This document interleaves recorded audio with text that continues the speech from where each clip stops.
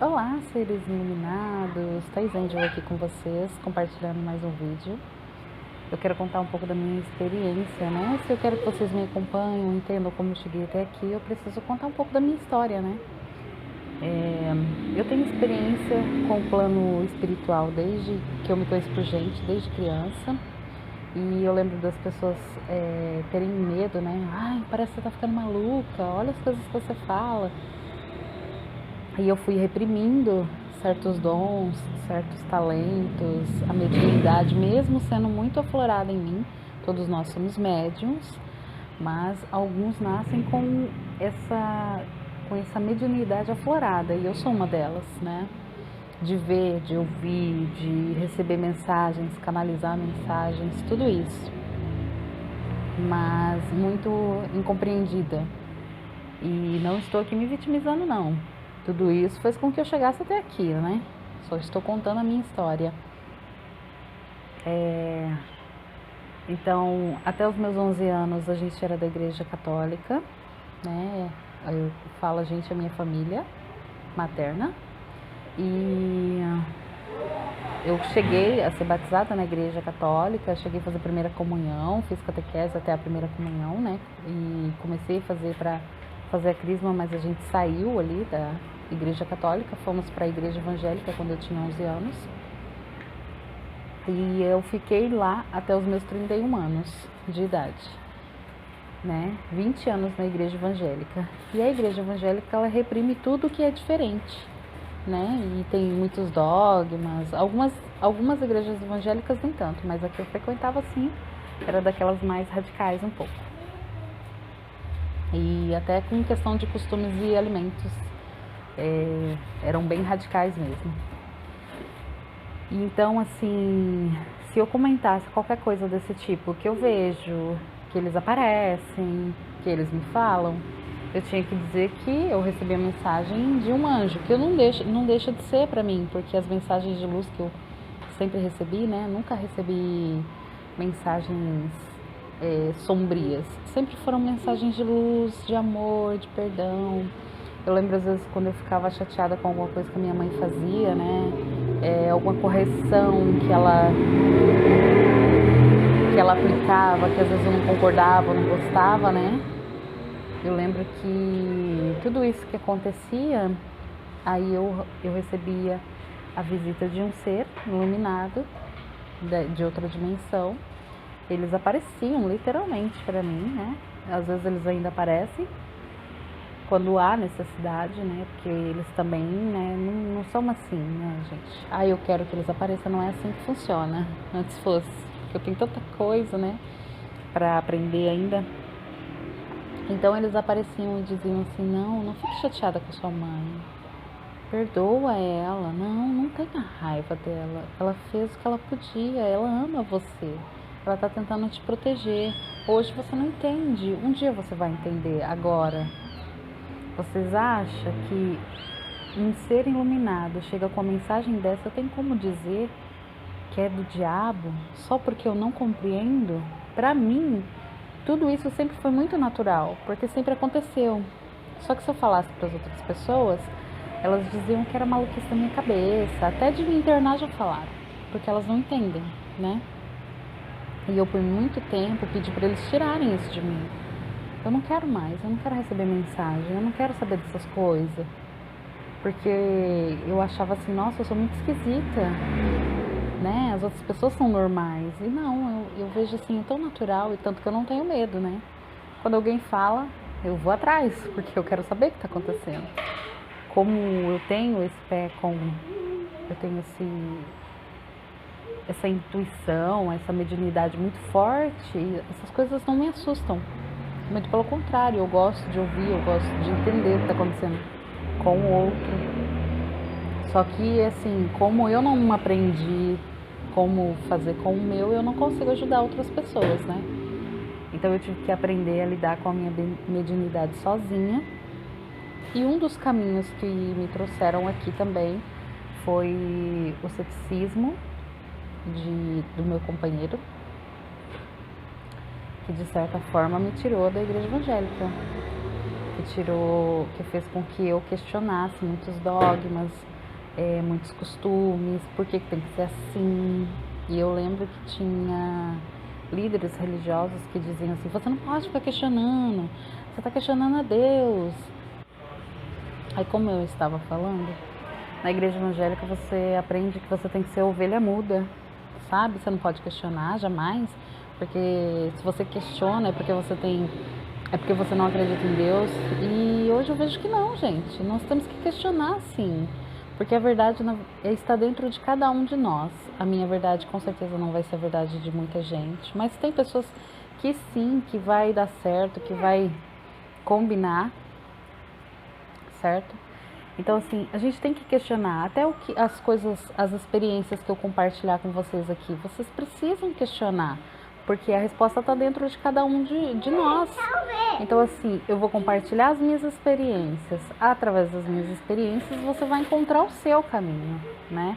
Não que a minha verdade vai ser a verdade absoluta para todos, né? Na verdade, nem deveria. A minha verdade é a minha verdade, como eu já disse, e não é a verdade de todos.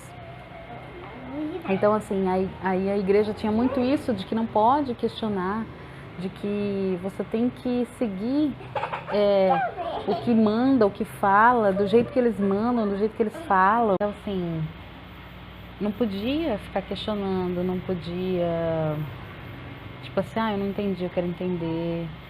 Por que tem que ser dessa maneira? E outra coisa, assim, que não dava muito certo pra mim, né? Por exemplo, a gente tinha que seguir de olhos fechados, sem questionamentos, mas muitos faziam a torta e a direita e todo mundo sabia, mas todo mundo fingia que não sabia.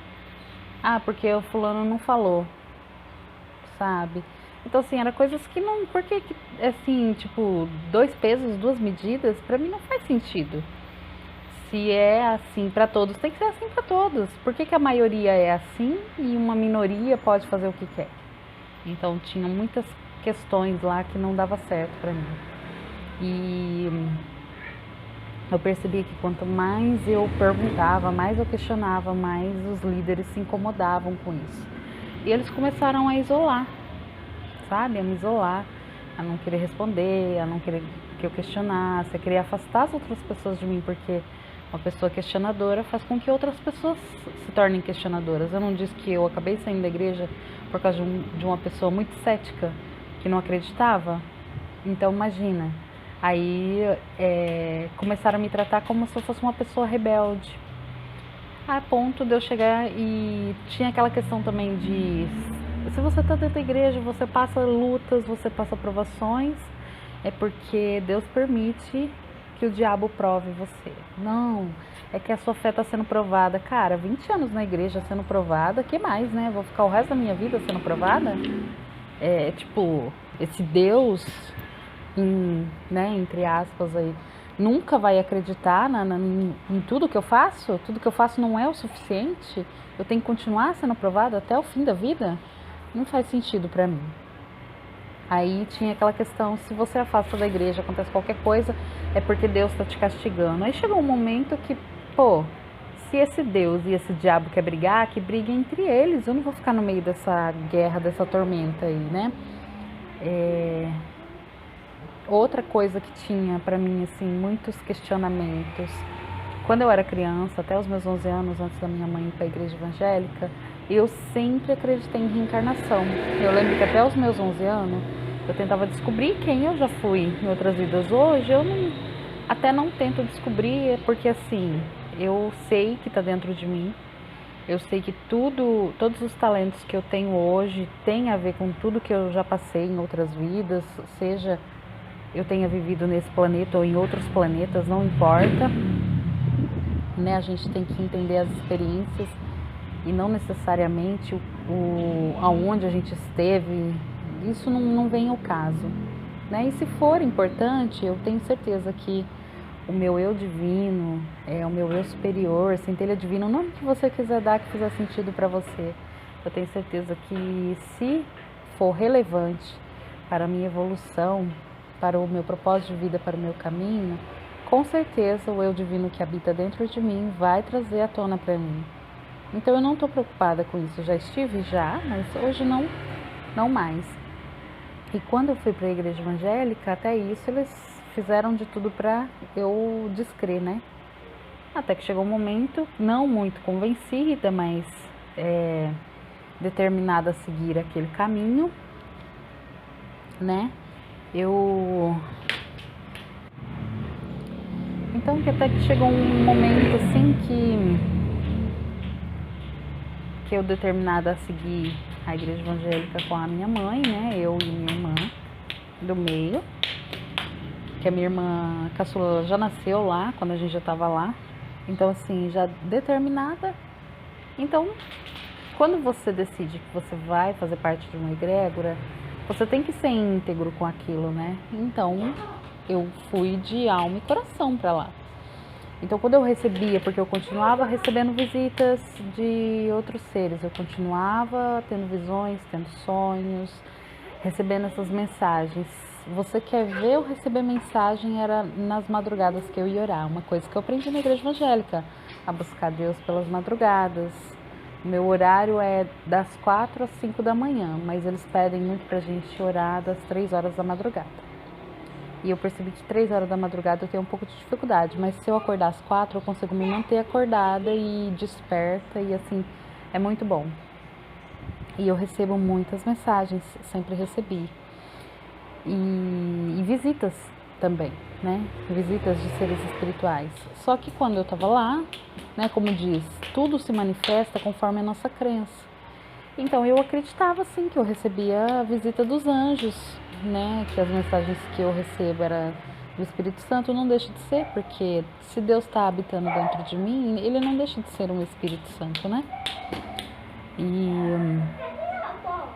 Só que também não fazia sentido para mim que a reencarnação não era real. Então assim, por mais que eu tentava me convencer de que a igreja estava certa, eu não me convencia,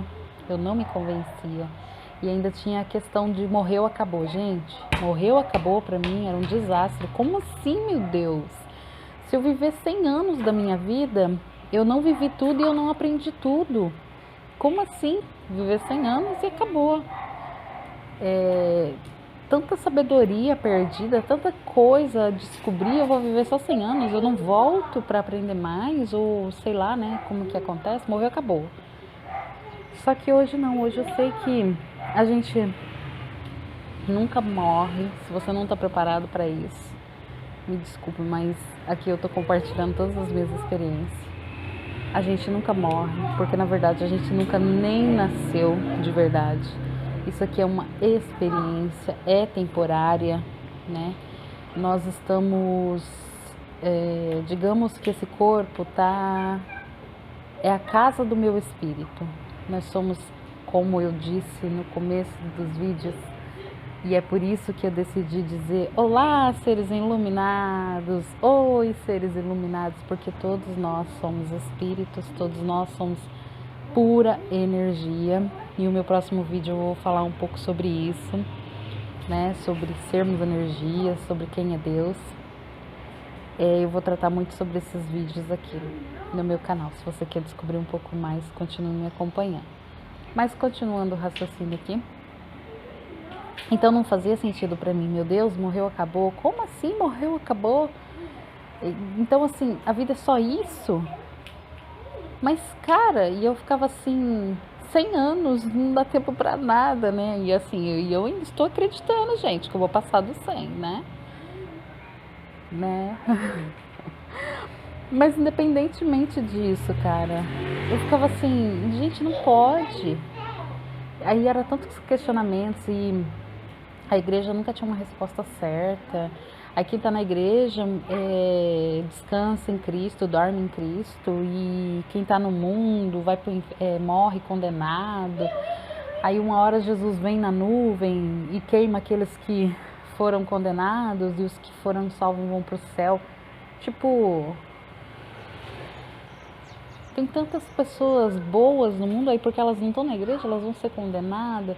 Então assim, é muito raciocínio que não fazia lógica pra mim, não faz até hoje. Aí eu fui, por conta desses questionamentos, e que eu tinha muito, mas eu tinha muito aquilo assim, ai meu Deus, será que eu tô cometendo pecado? Ai Jesus, eu tô cometendo heresia. Ai meu Deus, eu vou ser condenada. Ai meu Deus, eu vou pro inferno.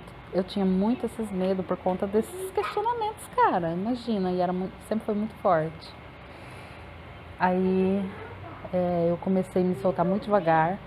Eu comecei em 2009 a seguir o canal Luz da Serra e eu me inscrevi num programa do Luz da Serra, que eu não sei, nem sei se ainda tem, porque era um e-mail antigo que eu tinha do Hotmail, onde o Luz da Serra mandava semanalmente uma mensagem de luz, né? E era assim, aquele pensamento, aquele raciocínio mais espírita mesmo. Então, e as mensagens que o Bruno Gimenez mandava, cara, sensacional. E eu ficava assim, meu Deus, não é possível que com uma mensagem que me transmite tanta paz, tanto amor, seja do diabo. Então assim, eu ficava muito com isso. E eu comecei a seguir escondido. Olha só, né? Tudo certo, né? Escondido.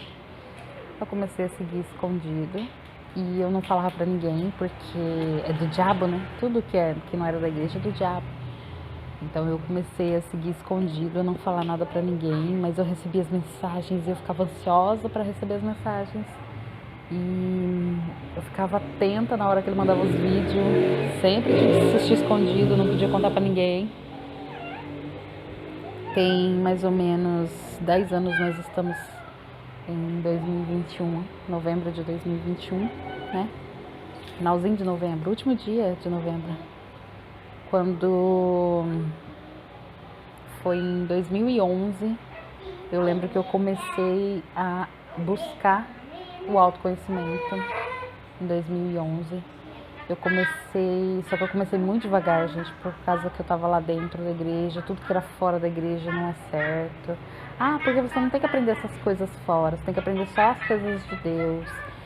Uma das vantagens que eu vejo da igreja evangélica é porque eu estudei muito a Bíblia por conta da igreja evangélica, mas não entendia nada quando eu estava lá. Hoje, pra mim, ela é muito clara, mas quando eu estava lá não entendia nada. Se você também gosta muito da Bíblia, eu indico para você o livro do Neville Goddard. Tem vários canais aqui no YouTube que passam o raciocínio dele, e o raciocínio dele está interligado com os ensinamentos bíblicos. Só que ele faz uma analogia que a Bíblia, na verdade, seria como um diálogo interno, e faz muito sentido. Por exemplo, ele não acreditava que tudo aquilo aconteceu de verdade. Eu acredito sim que aconteceu, não é esse o questionamento. Só que realmente, aquela ideia de se você quer aplicar aos dias de hoje, a sua vida, ao que acontece com você, você precisa ler a Bíblia como se fosse um diálogo interno. Porque você não viveu naquele tempo. Então, assim, não vai fazer sentido para você querer que aquilo seja literário para você nesse momento. Tudo é aqui agora. Então, você precisa ler como se fosse um diálogo interno seu. É assim que você aplica na sua vida. Então, assim, faz todo o sentido o raciocínio do Neville. Então, eu indico, se você, assim como eu, é apaixonado pela Bíblia, não abandona a Bíblia, leia como um diálogo interno, que vai fazer muito mais sentido para você. Você vai ler textos assim que você vai falar assim, nossa, agora fez sentido, entendeu? Então assim, eu tinha muitos questionamentos, né? E eu comecei a engatinhar eu comecei a andar no autoconhecimento devagar, por conta dos dogmas religiosos, por conta de medo, né? O que as pessoas vão pensar? Eu vou receber disciplina da igreja para que eles souberem. Recentemente, em 2019, eu comecei a estudar o tarô. Em 2020 eu comprei meu primeiro tarô. E eu fui ousada, eu já comprei o tarô das bruxas. Amo, amo, amo. Tenho o tarô das bruxas, tenho o tarô das fadas. Comprei o tarô do Osho, comprei o espírito dos animais. E eu vou comprar mais, porque assim, super me identifiquei, dá super certo, funciona, porque ali não é adivinhação, é energia. Você se concentra e o tarô, ele pensa que o tarô é como se fosse a Bíblia. Às vezes você não abre a Bíblia para fazer uma consulta, você quer ler, você quer uma mensagem do plano espiritual. Então você fecha seus olhos, se concentra numa pergunta, em algo que você quer, uma resposta do plano espiritual, e abre a Bíblia aleatoriamente e vem aquela mensagem. Muitas vezes a gente não aceita e quer abrir mais umas 2, 3 vezes. O tarô não é diferente. Você vai, se concentra, fecha seus olhos e tira as cartas e de repente vem exatamente aquela mensagem que você precisava ouvir. Só que você não pode teimar, né? Porque eles sabem o que eles estão falando. Então, assim, no plano espiritual, eles vêem muito além do que a gente consegue ver. Então, o tarô é uma orientação. E eu me encontrei nisso. Só que a minha família também não aceita e tá tudo bem, né? Eu respeito a opinião deles, eu respeito a decisão deles, mas eles também precisam aceitar e respeitar a mim, né? Por conta disso, sim, eu estou muito disposta a mudar, a ir embora, porque sabe quando você não se encontra mais em um lugar? Então, o meu momento de ir embora tá chegando, que eu não me encontro mais nesse lugar. E tá tudo bem, o lugar é maravilhoso, é incrível, só não é mais o meu lugar, né? Não é mais a minha casa. Então, eu preciso continuar, porque a minha missão está apenas começando e é hora de seguir em frente, né? Você que chegou até aqui, se inscreva no meu canal, curta, comenta, compartilha. Eu vou compartilhar mais coisas. Conforme eu for lembrando de experiências, eu vou passando, tá? Eu quero passar mais conhecimentos para vocês do que a minha experiência nesse sentido em si, né? Aqui eu quis comentar um pouco para que vocês me conhecessem um pouco melhor, né? Entendessem como que eu cheguei até aqui, que não foi aleatoriamente, na verdade desde criança eu já tenho essa tendência ao espiritual, então era óbvio que uma hora eu ia descobrir o meu chamado, né? Então para você que chegou até aqui, compartilha com outras pessoas, convide mais gente para fazer parte dessa egrégora, vamos crescer junto, né? Vamos expandir essa verdade ao mundo, né? E não descarte tudo que eu falei, apenas entenda. Às vezes você, assim como eu, se encontrou sozinha por muito tempo, se sentiu perdida, que não tinha apoio de ninguém. Estamos aqui para isso, né? Vamos evoluir todo mundo junto, tá bom? Beijos de luz e até a próxima.